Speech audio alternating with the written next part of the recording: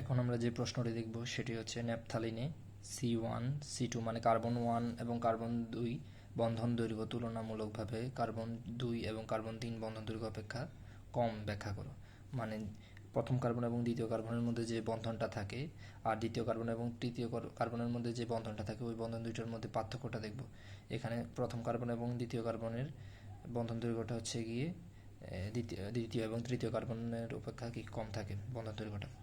তো এটা কীভাবে উত্তর করতে হবে সেটা এখন আমরা দেখব। এখন আমরা ন্যাপথালিনের রেজোনেন্স স্ট্রাকচারটা আঁকবো।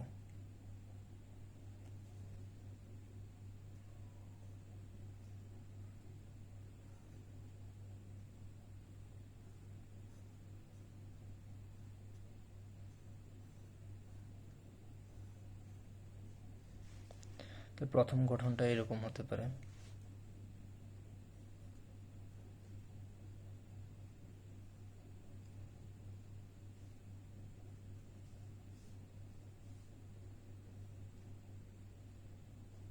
এবং কার্বনের নাম্বারিংগুলো আমরা দিয়ে দিব 1 2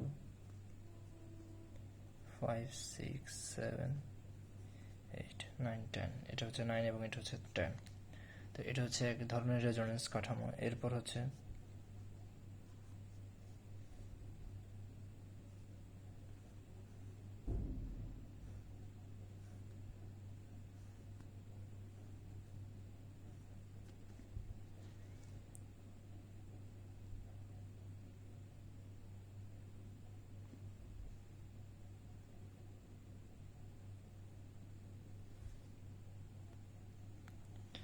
যেহেতু প্রথমটার মধ্যে আমরা এই জায়গায় এবং এই জায়গায় দ্বিবন্ধন দিয়েছি, সেজন্য এখন আমাদের দ্বিবন্ধনের স্থানগুলো আমরা চেঞ্জ করে দেব।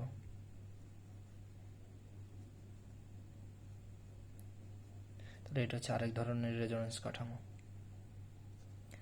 এরপর ন্যাপথালিনের আরেক ধরনের রেজোনেন্স কাঠামো দেখা যায়, সেটি হচ্ছে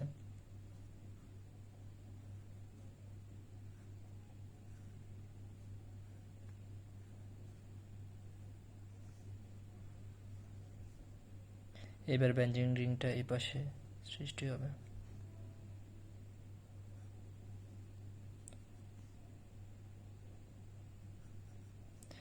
এবং সবগুলোকে যদি একসাথে করে লিখি তাহলে আমরা এভাবে লিখতে পারি।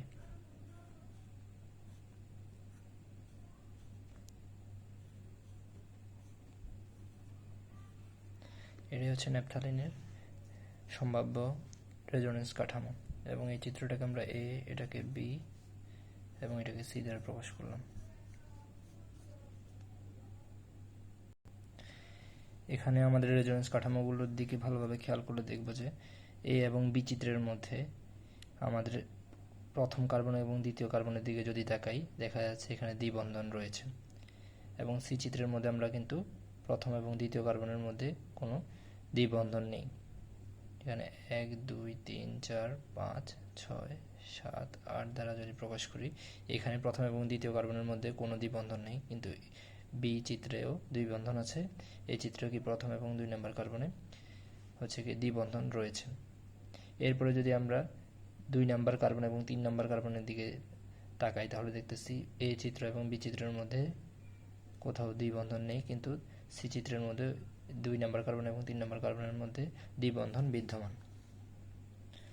অতএব এখান থেকে আমরা বলতে পারি 1 নম্বর এবং 2 নম্বর কার্বনের দ্বিবন্ধনের পরিমাণ বা প্রকৃতিটা বেশি, এবং 2 নম্বর এবং 3 নম্বর কার্বনে দ্বিবন্ধনের তুলনায় একক বন্ধনের প্রকৃতিটা বেশি।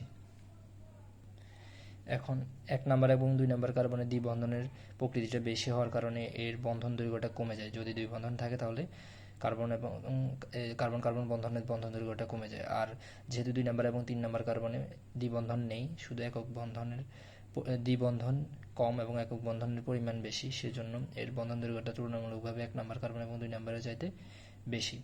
সেজন্য বলা যায় 1 নম্বর কার্বন এবং 2 নম্বর কার্বনের দ্বিবন্ধন থাকার কারণে, প্রকৃতি হওয়ার কারণে এটার বন্ধন দৈর্ঘ্যটা 2 নম্বর এবং 3 নম্বর কার্বনের চাইতে কমে যায়। এটাই হচ্ছে এই প্রশ্নের উত্তর। এবং এখানে আমরা যদি এক্স-রে পরীক্ষার মাধ্যমে আমরা যদি দেখি, এক্স-রে বিশ্লেষণের মাধ্যমে আমরা যদি দেখি, তাহলে এখানে আমাদের বন্ধন কোণগুলো হচ্ছে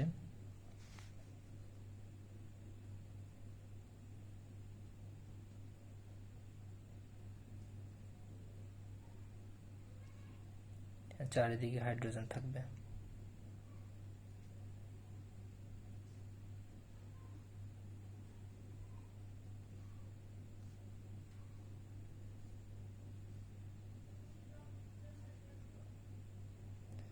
এবং আমরা যদি এই কোণগুলোর দিকে খেয়াল করি, এগুলো হচ্ছে 120 ডিগ্রি করে হবে সব জায়গায়।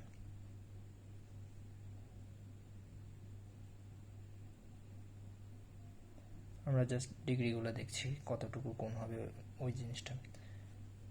এর পরবর্তীতে এখানে যে আমাদের দ্বিবন্ধনের দৈর্ঘ্যটা হবে সেটা হচ্ছে 1.36, মানে দ্বিবন্ধন বলতে 1 নম্বর কার্বন এবং 2 নম্বর কার্বনের মধ্যে যে বন্ধন দৈর্ঘ্যটা হচ্ছে ওটা হচ্ছে 1.36 অ্যাংস্ট্রম, এবং 2 নম্বর এবং 3 নম্বর কার্বনের মধ্যে যে বন্ধন দৈর্ঘ্যটা হচ্ছে সেটা হচ্ছে 1.42 অ্যাংস্ট্রম। দেখাই যাচ্ছে এখানে 1 নম্বর এবং 2 নম্বর কার্বনের বন্ধন দৈর্ঘ্যটা কম, এবং 2 নম্বর এবং 3 নম্বর কার্বনের বন্ধন দৈর্ঘ্যটা তুলনামূলকভাবে 1 নম্বর এবং 2 নম্বর কার্বনের চাইতে বেশি। এটাই হচ্ছে এই প্রশ্নের উত্তর।